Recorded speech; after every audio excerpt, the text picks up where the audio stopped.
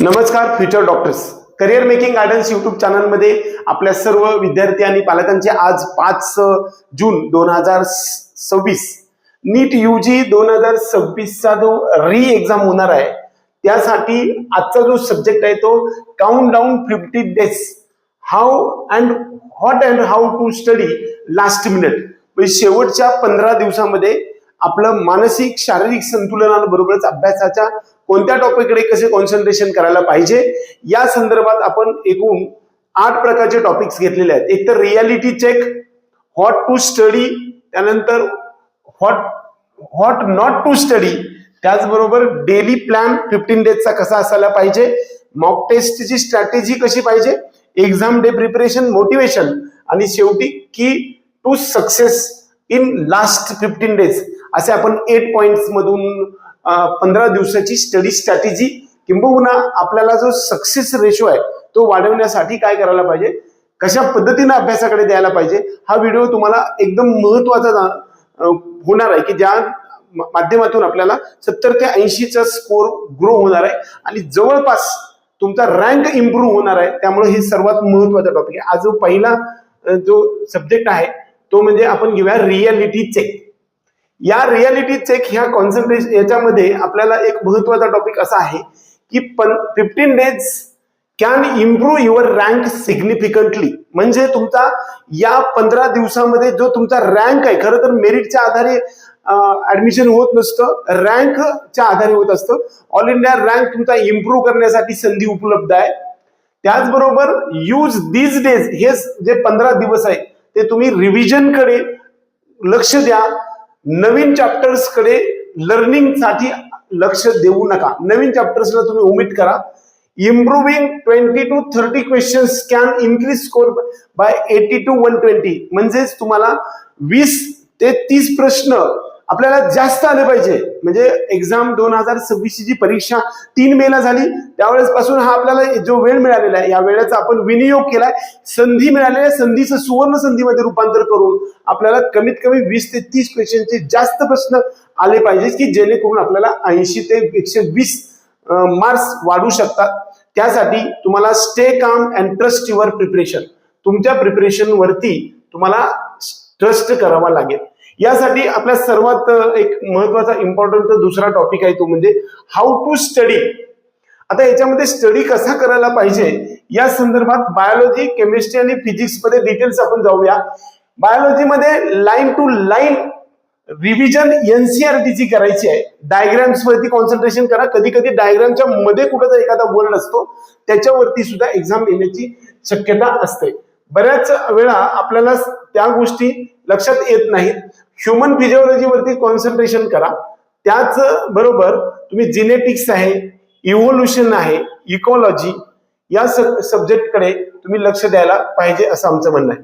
एकंदरीत जिनेटिक्स हा, ecology, human reproduction आणि इथून पुढे 15 दिवसामध्ये कमीत कमी 2 ते 3 वेळा बायोलॉजीचं एनसीईआरटीचं जे लाईन टू लाईन रिव्हिजन आपल्याला करायची आहे. डायग्राम्स वरती कॉन्सन्ट्रेशन करा. टेबल्स आणि एक्झाम्पल्स वरती द्या. ह्युमन फिजिओलॉजी फार इम्पॉर्टंट टॉपिक आहे.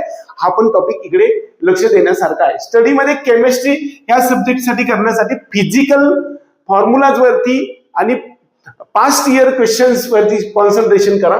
ऑर्गॅनिक साठी नेम्ड रिएक्शन्स फार महत्वाचा टॉपिक आहे. एनसीईआरटी रिएक्शन्स आणि मेकॅनिझम्स वरती तुम्ही लक्ष द्या.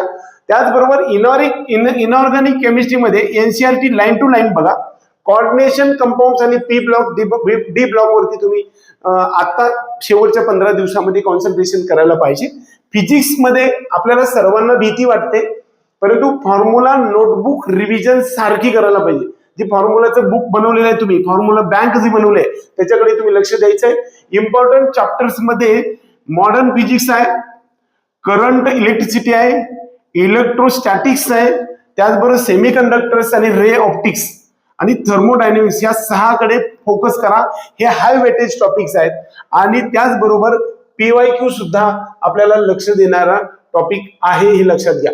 दुसरा एक महत्वाचा मुद्दा आपला तिसरा जो टॉपिक आहे त्याच्यामध्ये तुम्ही आता ह्या 15 दिवसामध्ये काय करायला नाही पाहिजे यावरती आपण बघूया. तर don't start new chapters.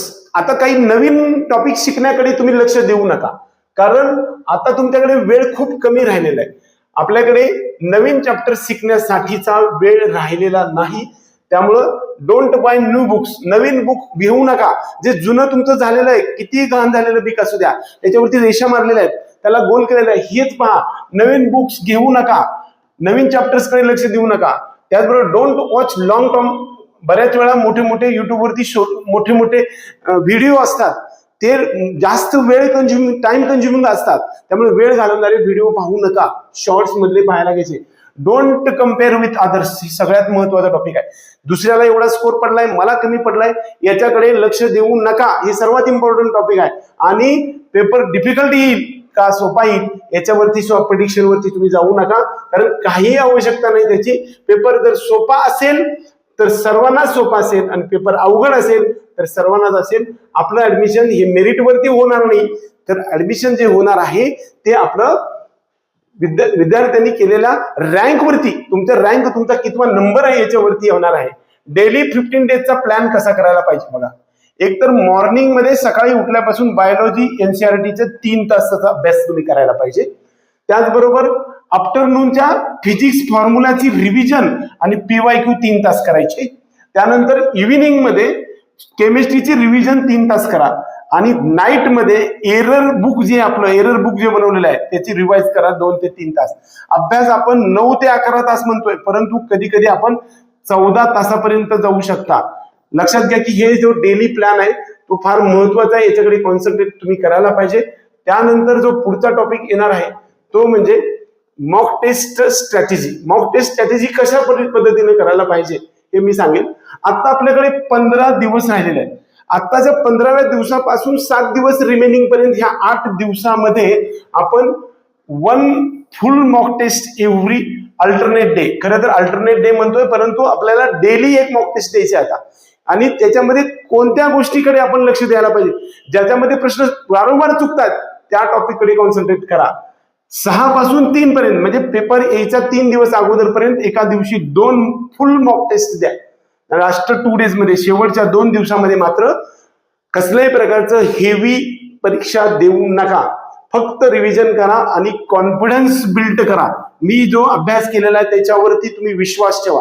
Me preparation 2-3 वर्षामध्ये केलेलं आहे त्याच्यावरती तुम्ही कॉन्सन्ट्रेट करा. कोणत्याही प्रकारचं तुमचा कॉन्फिडन्स लूज होऊ देऊ नका शेवटच्या 2 दिवसात. आणि आफ्टर एवढी मॉक टेस्ट, म्हणजे प्रत्येक मॉक टेस्ट गेल्यानंतर तुम्हाला जे अनालिसिस ऑफ युअर मिस्टेक्स, तुमच्या चुका दुरुस्त करा आणि मेक शॉर्ट नोट्स, त्याच्यावरती शॉर्ट नोट्स बनवा आणि रिवाइज करा वीक टॉपिक वरती. हा सर्वात महत्वाचा टॉपिक आहे बघा. मिस्टेक जे आहेत, त्या चुका आहेत, त्या अनालिसिस करा, त्याचे शॉर्ट नोट्स बनवा आणि जे वीक टॉपिक तुमचे आहेत त्याच्यावरती कॉन्सन्ट्रेट करा. एव्हरी मॉक टेस्टच्या नंतर ते काम करायचंय. नाही तर नुसतं मॉक टेस्ट दिली, किती स्कोर आला, काही उपयोग होणार नाही. एक्झाम डे प्रिपरेशन, याच्यामध्ये एक्झाम डे प्रिपरेशन मध्ये बघा, स्लीप ऍटलिस्ट 7 आवर्स, कमीत कमी 6 ते 8 तास झोप ही झालीच पाहिजे, हे लक्षात घ्या. Keep admit card ready. Admit card तुम्हाला मिळाल्यानंतर मी सांगणार आहे, ऍडमिट कार्ड सुद्धा तुम्ही तयार ठेवायचंय. रीच सेंटर अर्ली, म्हणजे एक्झाम दिवशी तुम्ही अगदी वेळेवर तुम्ही पोहोचा. ऐन वेळेस खूप वेळ करू नका, अगोदरच 2 तास पोहोचा. अटेम्प्ट इझी क्वेश्चन्स फर्स्ट, पहिल्यांदा सोपे प्रश्न सोडवा, त्यामुळे कॉन्फिडन्स बिल्ड होईल. आणि avoid getting stuck on your 1 question. एखाद्या प्रश्नाकडे जर तुम्ही अडकून पडत असाल तर त्याच्याकडे लक्ष देऊ नका, तिथून पुढे जा, लगेच निघा पुढे, आणि जे तुम्हाला सोपं जाणार आहे त्याच्याकडे तुम्ही कॉन्सन्ट्रेट करा. हा महत्वाचा टॉपिक आहे. 7वा आमचा सीएमजीचा जो टॉपिक आहे त्याला आपण मोटिवेशन म्हणतो. मोटिवेशन मध्ये तुम्ही स्वतःला मोटिवेट करा. पालक असतील तर विद्यार्थ्याला मोटिवेट करा. पाठीमागच्या पेक्षा तुझा अभ्यास जास्त झालाय, तुम्हाला स्कोर चांगला येणार आहे, तुला प्रत्यक्षात स्कोर चांगला येतोय, कन्सेप्ट क्लिअर व्हायला लागले, याच्याकडे लक्ष द्या. द डिफरन्स बिटवीन 550 आणि 650 मध्ये स्कोर मध्ये किती फरक होणार आहे हे शेवटच्या 15 दिवसामध्ये तुम्ही जो स्वतःला पॉझिटिव्ह ॲटिट्यूड न जाणार आहे त्याचा उपयोग होणार आहे. आणि त्याचबरोबर तुमच्या स्वतःला मोटिवेट द्यायला पाहिजे, तरच यासाठी सक्सेससाठी तुम्ही तयार राहणार आहे. त्यासाठी काय करावं लागेल, शांत राहा, stay calm, revise smartly revise करा. म्हणजे जे तुम्हाला येत आहे तेच सारखं वाचत बसू नका. एखादी गोष्ट आपल्याला येत नाही, पाठीमागच्या दिवसापासून आज काय शिकलोय, नवीन काय शिकलोय का किंवा आता कन्सेप्ट काही क्लिअर झालाय का याच्याकडे कॉन्सन्ट्रेशन करा आणि तुमच्या प्रिपरेशन वरती तुम्ही स्वतः विश्वास ठेवा. मी जे काम केलेलं आहे ते खूप छान केलेलं आहे आणि 100% ते मला सक्सेस कडे घेऊन जाणार आहे. याच्याकडे कॉन्फिडन्स बिल्डिंग कडे लक्ष द्या आणि गिव्ह बेस्ट ऑन. आणि ज्या दिवशी 21 जूनचा री एक्झाम होणार आहे त्या दिवशी तुम्ही सर्वात जास्त बेस्ट ऑफ द बेस्ट द्या. तुम्हाला 100% तुम्ही सक्सेस होणार आणि होणारच. सर्वात हा 7व्या टॉपिक नंतर सर्वात महत्वाचा आणि शेवटचा टॉपिक जो आपल्याला सांगणार आहे तो म्हणजे सर्वात महत्वाचा टॉपिक सांगतोय तो म्हणजे आपण इथं बनवलेला आहे की key to success in last 15 days. तुम्हाला एक गुरु किल्ली देणार आहे की शेवटच्या 15 दिवसात कसं सक्सेस व्हायचं आहे. रिवाइज पुन्हा पुन्हा एनसीईआरटी रिवाइज करा, पुन्हा पुन्हा रिवाइज करा. त्याच्याशिवाय काही पर्याय आपल्याकडे उपलब्ध नाही. PYQ past year question paper solve करा सारखे सारखे आणि मॉक टेस्ट सारखे सारखे जास्तीत जास्त द्या. तुम्ही हेल्दी राहा. सर्वात महत्वाचं मेंटल आणि तुमचं शारीरिक आणि मानसिक आरोग्य फार महत्वाचं आहे मित्रांनो. आणि तुम्ही प्रत्येक टॉपिककडे पॉझिटिव्हली पहा. हे जे 15 दिवस आहेत ते तुमचं फ्युचर चेंज करू शकतात असं आमचं म्हणणं आहे. एकंदरीत करिअर मेकिंग गायडन्सच्या माध्यमातून आपल्या सर्व विद्यार्थी आणि पालकांना आपण हे एकूण 8 काही पॉइंट सांगितलेले आहेत.